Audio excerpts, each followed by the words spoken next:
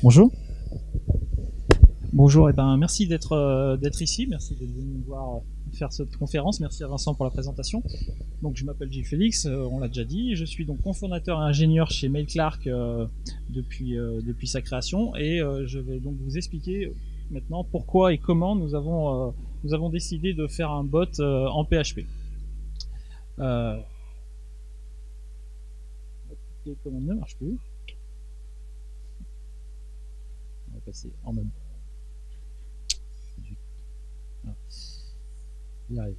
Avant toute chose, je vais faire un petit coucou à ma femme qui n'est pas là, hein, mais qui a aujourd'hui c'est nos 15 ans de mariage, et elle a gentiment autorisé que je vienne à Nantes parmi vous plutôt que de rester avec elle à Lyon et de fêter ça. Donc je tenais à lui faire une petite pensée en débutant cette conférence. Donc j'en viens tout de suite à MailClark. Alors j'imagine que beaucoup d'entre vous connaissent Slack, l'utilisent au quotidien, mais vous ne devez pas être nombreux à connaître MailClark. Il y en a peut-être. Hein. Et donc avant toute chose, je vais quand même vous présenter ce que fait le bot. Donc c'est un bot, vous l'installez dans votre team Slack, et après il va faire à peu près ça.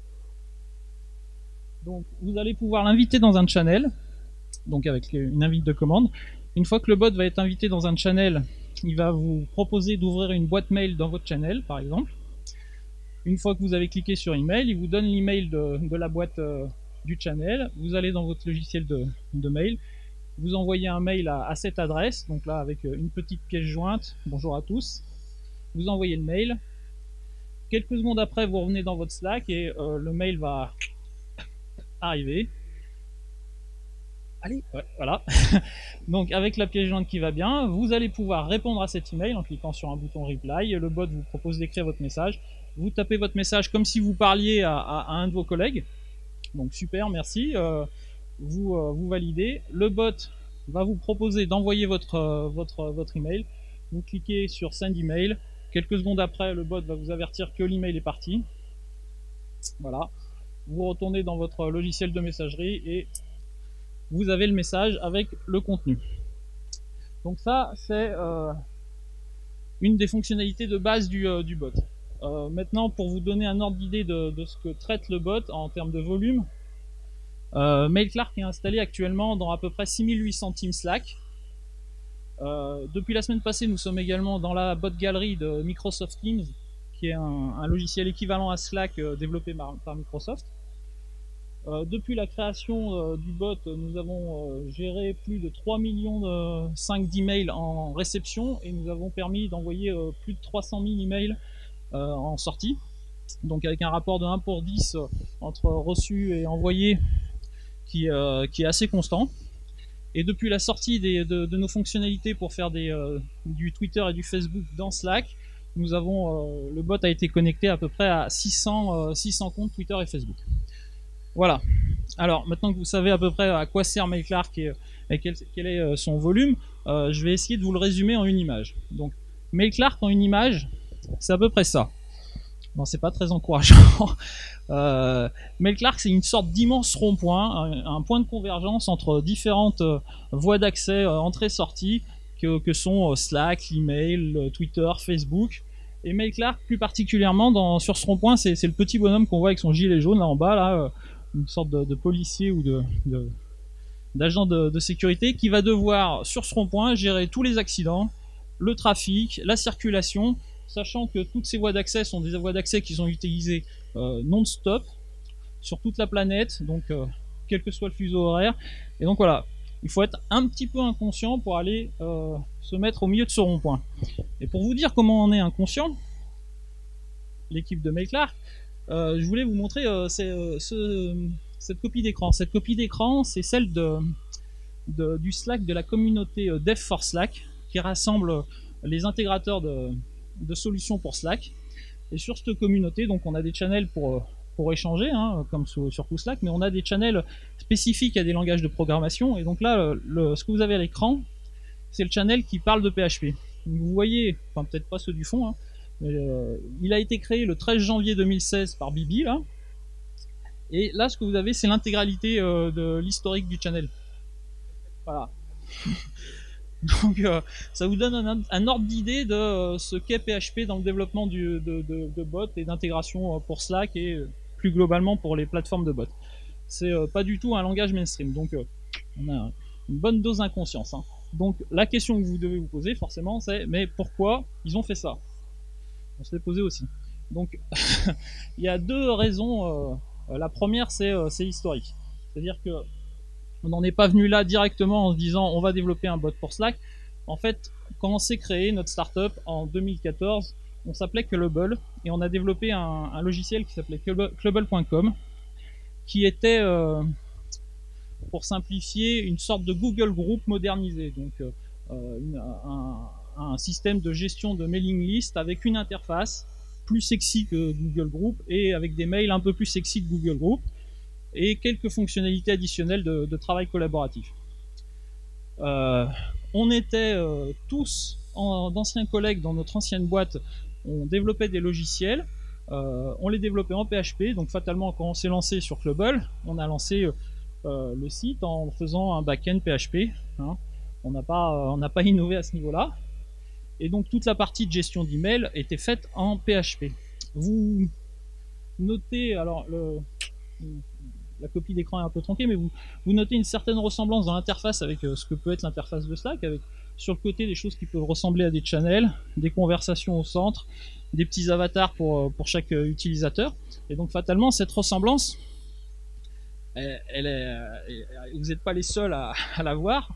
Et quand on a, au cours de 2015, voulu lever des fonds pour Clubble.com, les investisseurs nous ont dit, mais attendez, qu'est-ce que vous faites? Il y a Slack. Slack, à ce moment-là, c'est le phénomène startup. En moins d'un an, ils avaient déjà plus d'1 million d'utilisateurs actifs quotidiens, une valorisation en milliards. Enfin bon, le truc, nous, on était dans notre coin à Lyon, des petits, des petits joueurs. Donc fatalement, Slack, pour vous donner un ordre d'idée, c'est une sorte d'énorme paquebot à ce moment-là, qui fonce à la vitesse d'un hors-bord. Et fatalement, dans son sillage, ça génère d'énormes vagues. Et tous les petits bateaux qui se traînaient autour, là, eh ben, ils se retrouvent pris dans les vagues et la plupart coulent. Donc Clubble.com était parmi ces petits bateaux et nous on s'est dit qu'est-ce qu'on fait? On coule avec les autres? Et là on s'est dit non, plutôt que couler avec les autres, ce qu'on va faire c'est qu'on va servir du paquebot, on va utiliser sa traction pour essayer de sortir la tête de l'eau et d'essayer de surfer dans son sillage. Donc c'est ce qu'on a décidé de faire, hein. Roule ma poule, on est parti. Et donc ça entraîne deux décisions. La première c'était de déléguer l'interface à Slack. On oublie l'interface, toute la partie jolie du logiciel en front, et on se concentre uniquement sur ce qui fait la plus-value de Clubble.com par rapport à Slack, qui est donc le pont email, le pont vers la communication extérieure, là où Slack, lui, va se concentrer sur la communication interne. Voilà. Mais bon, ça c'est la partie historique, hein. On en est venu à développer MailClark en PHP à cause de MailClark, mais on n'a pas choisi non plus le PHP par défaut, c'est pas un choix contraint. C'est un langage qu'on pratique depuis des années. Personnellement, ça fait quasiment 20 ans. On a beaucoup vu évoluer PHP. PHP maintenant est performant. Il y a des standards avec PSR, Composer, des super frameworks. Nous, personnellement, on est assez fans de Silex, on utilise Silex. PHP se démonise facilement. Enfin bref, je ne vais pas vous faire la retape de PHP, vous êtes ici au PHP Tour. On aime ce langage, donc on le maîtrise, on est à l'aise avec, et fatalement, donc on est efficace. Et l'efficacité, c'est un point important du travail en startup. Parce que travailler en startup, alors j'imagine qu'il y en a certains qui sont dans des startups ou sont passés dans les startups, c'est travailler dans une startup, c'est à peu près ça. C'est exactement ça. Je peux pas, avec des mots, c'est plus compliqué à expliquer que ça. Donc c'est travailler en flux tendu, accélérer en permanence, changer de direction en quelques minutes sur une réunion ou une annonce de sortie. C'est avoir un horizon qui va pas plus loin que 2-3 mois, parce qu'après on sait pas, ça se trouve on n'est plus là. Donc fatalement, c'est de pas avoir forcément du temps pour faire des tests automatisés en amont. C'est déléguer un maximum de traitement à des services tiers, parce qu'on va pas réinventer la roue sur des choses qui se font déjà et qui marchent bien. Donc c'est quelque chose que je vous demande de garder à l'esprit pour la suite de la présentation. C'est ce contexte startup et de travail en flux tendu comme ça. Parce que tout ce qu'on a construit, on l'a construit dans ce contexte. On n'est pas passé directement de Clubble.com à MailClark. Entre-temps, au moment où on décide de pivoter, on se lance sur Slack et fatalement, bon, on essuie un peu les plâtres. Et donc on lance une première application qui s'appelle Clubble.io for Slack. Clubble.io, du coup, c'est le portage du système de mailing list dans Slack, donc rattaché à des channels. À ce moment-là, on décide d'utiliser les commandes de Slack, donc en réception avec des webhooks. Et donc on abandonne le modèle classique d'une web app avec des requêtes en entrée, avec une réponse immédiate en sortie. Là, on peut décorréler les deux. On n'est plus obligé d'avoir la requête et la réponse qui s'enchaînent de façon synchrone. Et donc, pour faire cette intégration, on décide de repenser un peu notre schéma et on organise notre logiciel en système de services asynchrones en cascade. Enfin, c'est comme ça que je les appelle. Je ne sais pas si c'est le bon terme, enfin, c'est comme ça que je me représente la chose. Alors qu'est-ce que ça veut dire ces systèmes de services asynchrones en cascade? On va avoir des événements qui vont arriver en entrée. Donc là, pour l'exemple, l'événement c'est un événement Slack, un message qui tombe dans une channel ou le bot qui est invité dans une channel, enfin quelque chose qui se passe dans Slack. Plutôt que de traiter cet événement en direct, on va le pusher dans une queue Rabbit. Une fois que, forcément, qui dit Rabbit, c'est que derrière, on va avoir un consumer qui en permanence va aller lire cette queue Rabbit. Donc le consumer va lire la queue Rabbit. Une fois qu'il a récupéré un événement, il va démarrer en arrière-plan un script PHP à qui il va déléguer le traitement de cet événement. Le script PHP, lui, fatalement, il va faire du traitement là, et comme traitement, il va avoir plusieurs cas. En fonction du type d'événement en entrée, il va potentiellement reposter un message dans Slack, il va envoyer un email, envoyer un tweet, envoyer un message Facebook. Je vous passe Microsoft Teams, et potentiellement il va faire un traitement qui va construire un nouvel événement à qui lequel il va le déléguer à un autre service qui va continuer le traitement, donc d'où la cascade. Il va potentiellement faire les deux. Des fois il va faire un message dans Slack et déléguer la suite à un autre service. Fatalement, quand en face de nous on a des services externes comme ça qu'on ne maîtrise pas, il peut se passer des choses qu'on n'attend pas. Le service est en rade, les connexions réseau marchent pas, enfin bon, ça peut être tout plein de choses qui font que au moment où on veut traiter l'événement ne peut pas être traité parce que quelque chose se passe pas bien. Donc plutôt que de perdre l'événement dans la nature au niveau de nos serveurs, on a décidé de faire un système qui systématiquement récupère tout type d'erreur, et si quelque chose se passe mal, il repush l'événement initial dans la queue Rabbit. Il le repush pas en direct, il le repush avec un délai. Le délai étant là pour laisser le temps au service qui est en face, ça se trouve de redevenir disponible ou voilà, qu'il y ait une autocorrection qui se passe. Si l'événement repasse et que ça y a succès, tant mieux, roule ma poule encore. Si ça se passe mal, on repush, voilà, avec à chaque fois un délai un peu plus grand en attendant que ça se passe. Et si au final ça passe pas parce qu'il y a un bug, nous on intervient et quoi qu'il arrive, l'événement n'est pas perdu, il repassera forcément et il sera traité par le service une fois corrigé. Alors pour vous donner une idée des événements qu'on peut avoir en entrée, donc on a les événements Slack, on va avoir les événements de type email en réception, on va avoir les tweets en réception, les Facebook en réception, on va avoir des événements de type monétisation. Si un client s'inscrit sur le service, on va recevoir un événement comme quoi il a payé. Ça c'est pour tout ce qui est événement externe, mais on va avoir également des événements qu'on a construits nous en interne. On a découpé notre logiciel en petites briques comme ça. Donc on va avoir une brique pour générer les emails, une autre brique pour envoyer l'email, et ainsi de suite.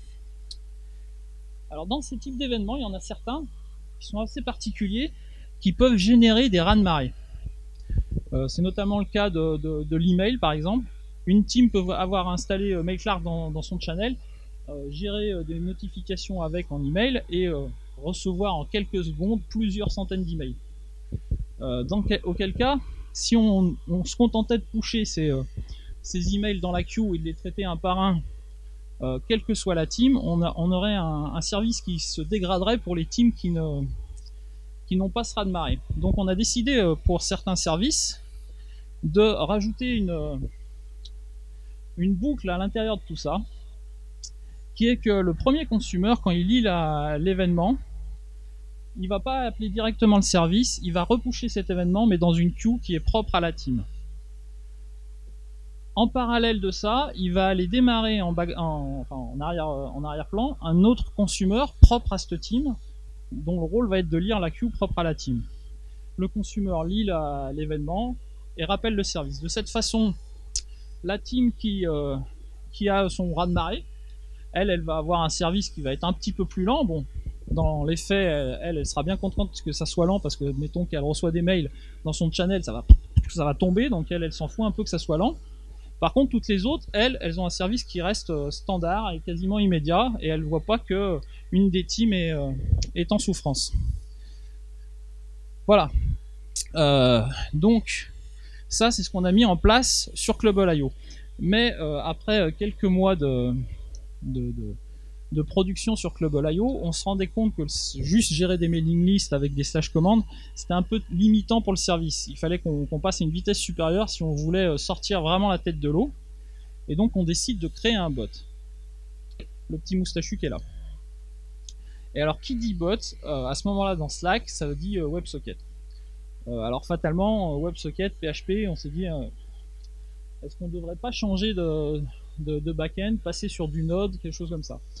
On se rendait bien compte que si on voulait faire ça, ça demandait à réécrire beaucoup de choses dans notre code, et on allait perdre du temps, et à ce moment-là, on n'avait pas de temps. Hein. Je vous rappelle le contexte startup. Donc on s'est dit, on va quand même regarder ce qui se fait en PHP sur les WebSockets. Donc on regarde quelques librairies, on fait quelques tests, on voit que ça tourne pas mal, et là, comme on est des inconscients, hein, on se dit banco. Et donc on crée un petit, on crée un outil interne qui s'appelle Bot2Hook, qui a deux objectifs.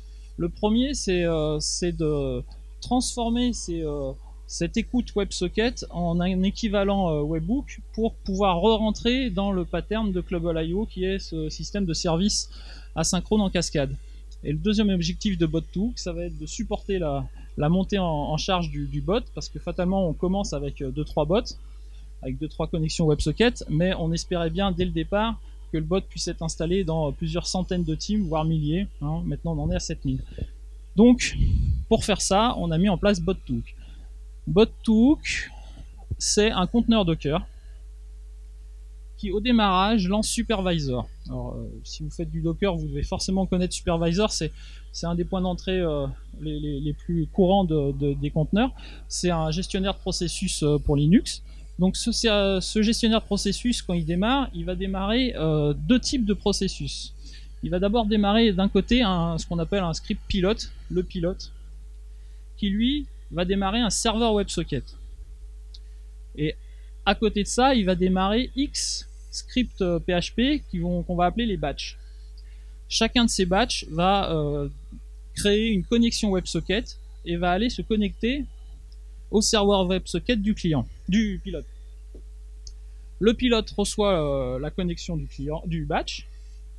Il lui affecte une tâche en retour. Il lui dit, toi, tu vas t'occuper de gérer tel lot de team Slack.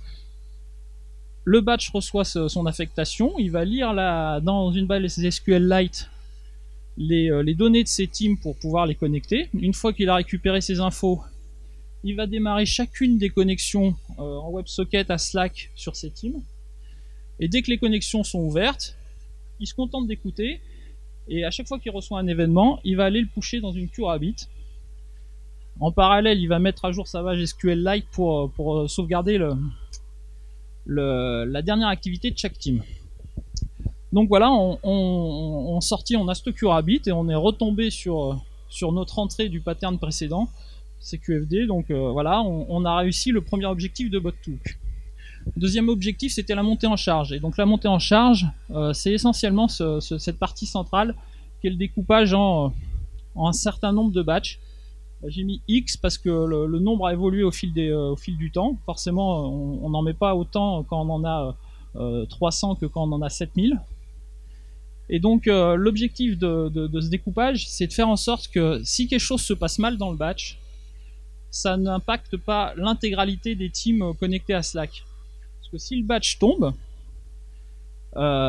Supervisor s'en rend compte, il redémarre automatiquement le batch reprend son traitement initial, c'est-à-dire qu'il va démarrer un client WebSocket, le connecter au pilote, le pilote va lui réaffecter sa tâche, il va relire les teams dans la base SQLite, il va reconnecter chacune de ces teams.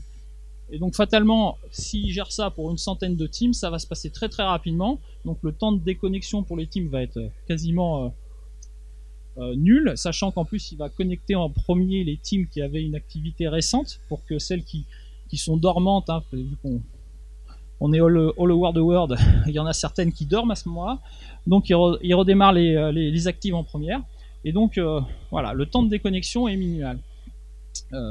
Qu'est-ce que je voulais dire sur... Hop.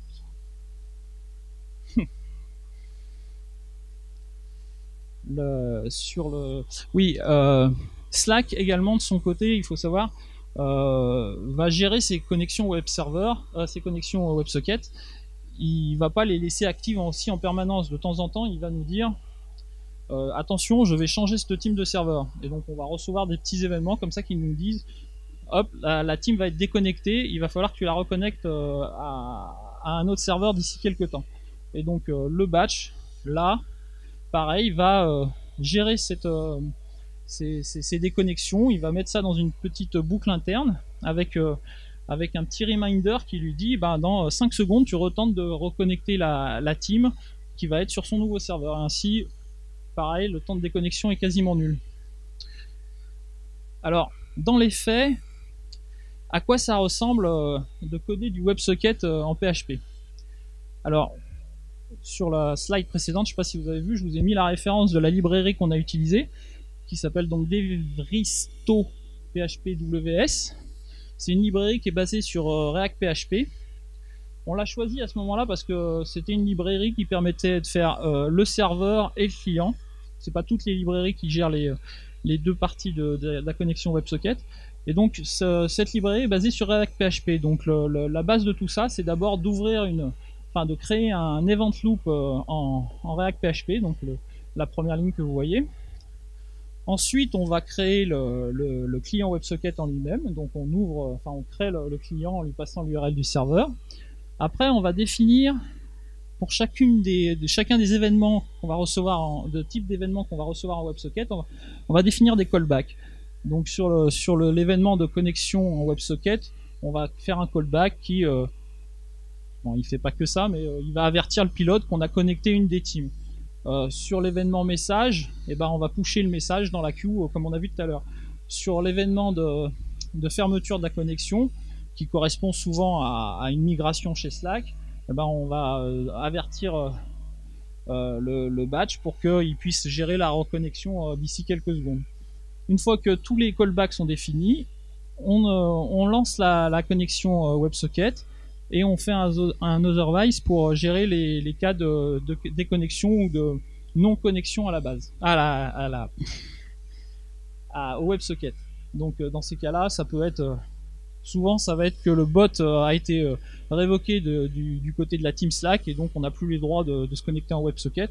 Et donc il va falloir avertir le pilote que la team a été désactivée. Avec React PHP, on peut faire des choses assez sympas qui sont par exemple de définir des petits timers comme ça, alors soit périodiques, soit one-shot. Et donc de dire par exemple dans 60 secondes tu vas m'exécuter ce bout de code. Et donc avec ça, ça nous permet par exemple de dire toutes les 60 secondes, le batch envoie ses statistiques de bots connectés au pilote. On va avoir, chaque fois qu'un client Slack est déconnecté par une migration Slack, dans la clause, on va faire un add timer pour dire réessaye de connecter ce client dans 5 secondes. Voilà. Une fois qu'on a défini tout ça, on lance la boucle et roule ma poule encore. Ça tourne non-stop, ça écoute et ça traite. Alors tout le long de la conférence, je vous ai dit qu'on était des inconscients. Bon, c'est pas tout à fait vrai quand même, hein. Je suis pas un fou, hein. Je roule pas sans casque, ce genre de choses. On fait pas de tests en amont parce qu'on n'a pas le temps, mais par contre on a quand même mis beaucoup de filets de sécurité pour pour éviter d'être pris au dépourvu. Et donc parmi ces types de filets de sécurité, on a des surveillances sur nos points névralgiques. Donc les points névralgiques, je vais vous en donner deux, c'est bot-to-hook.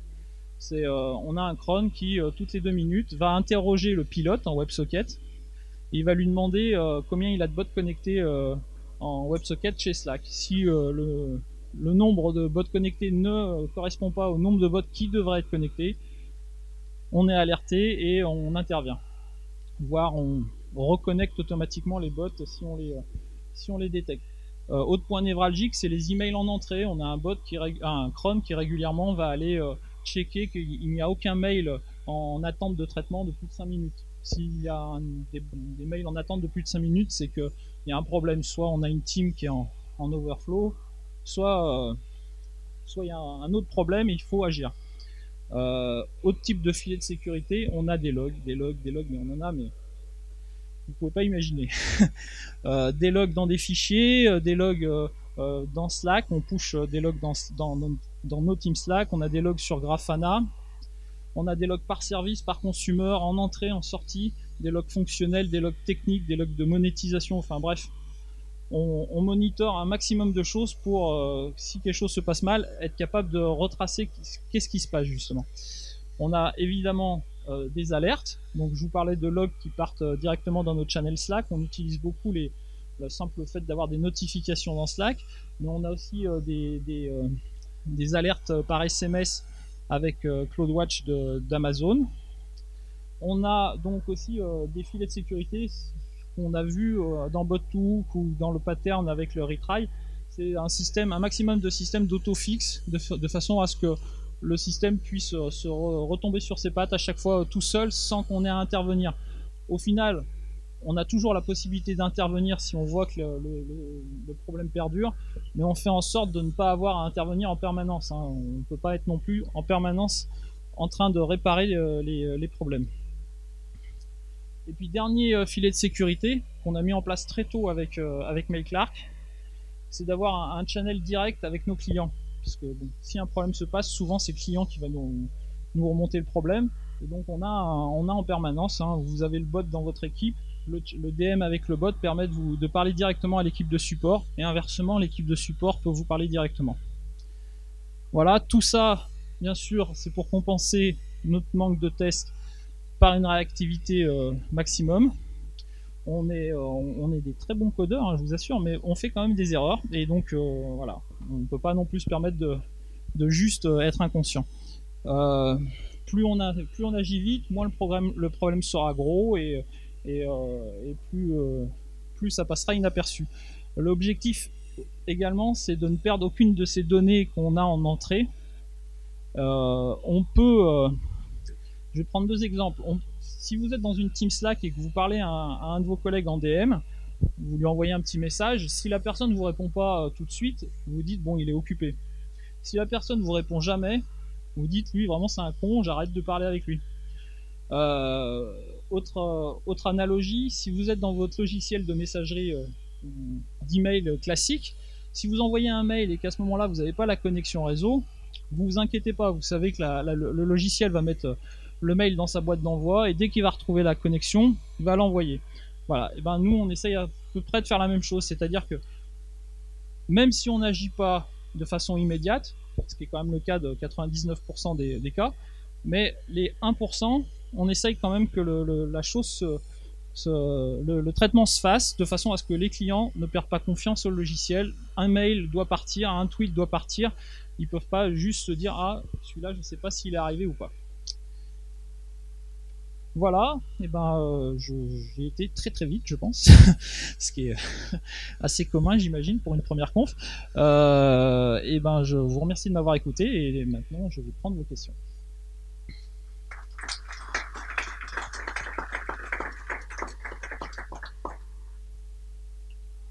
Ah, je vais pour lancer les questions. Combien utilisent Slack? Ok. Combien connaissent MailClark ou l'utilisent? Yeah. Plein de nouveaux clients. Il y en a qui connaissent Microsoft Teams, on avait entendu parler avant la conférence. Quand même. Ok. Bon, bah, allez-y maintenant. Cuisinez-moi.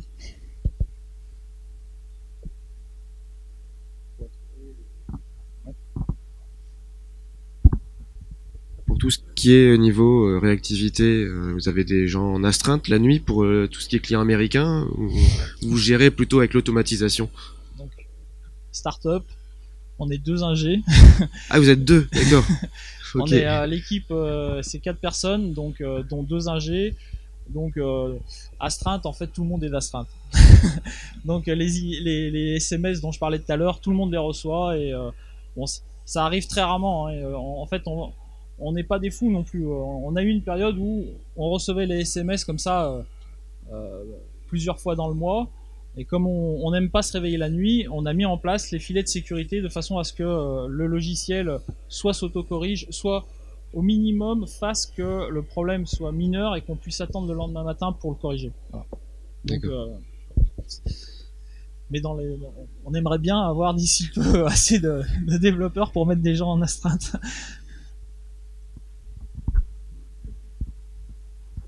D'autres questions?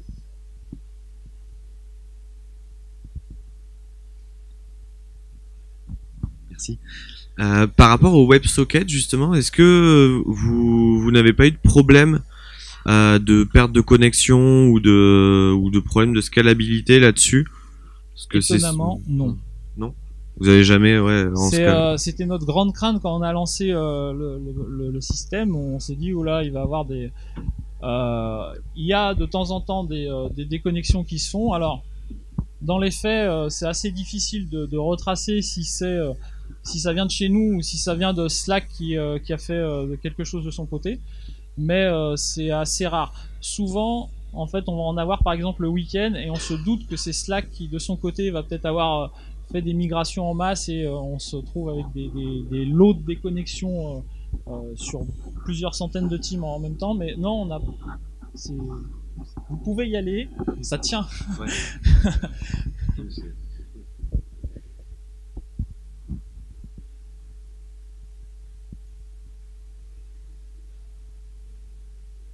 Bah écoutez, c'est que j'ai été clair alors. Comme ça, vous aurez plus le temps pour la pause. Alors, il reste encore une chose qu'on n'a pas eu le temps de faire tout à l'heure. C'est la question. Mais comme à la FUP, on aime bien faire des cadeaux, on fait tout le temps des cadeaux, vous avez marqué ça. Et on a des livres à vous offrir. Allez, bah alors une dernière question, comme ça que j'ai le choix entre 3 questions. Non? Ah.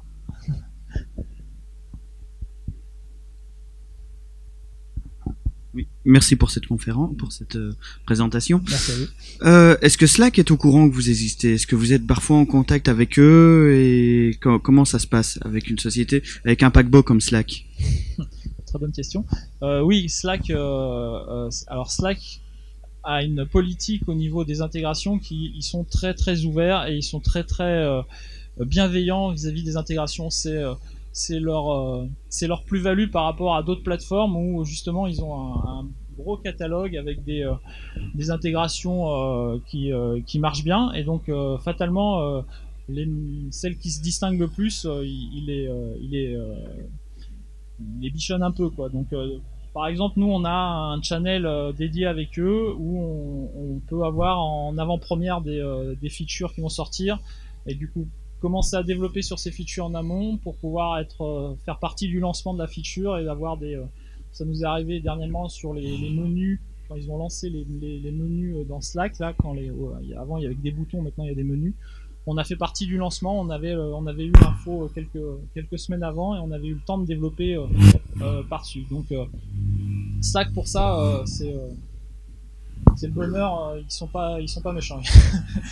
La même chose pour Team sur Microsoft, c'est un peu le même principe. Hein. La plupart des plateformes, en tout cas pour l'instant, sont plutôt dans une forme de bienveillance vis-à-vis des intégrations parce que c'est ce qui rajoute de la plus-value à leur outil. Donc il serait idiot de leur mettre les bâtons dans les roues et de les tuer. Pour l'instant, je touche du bois, je sais pas. Voilà. Merci. Ok.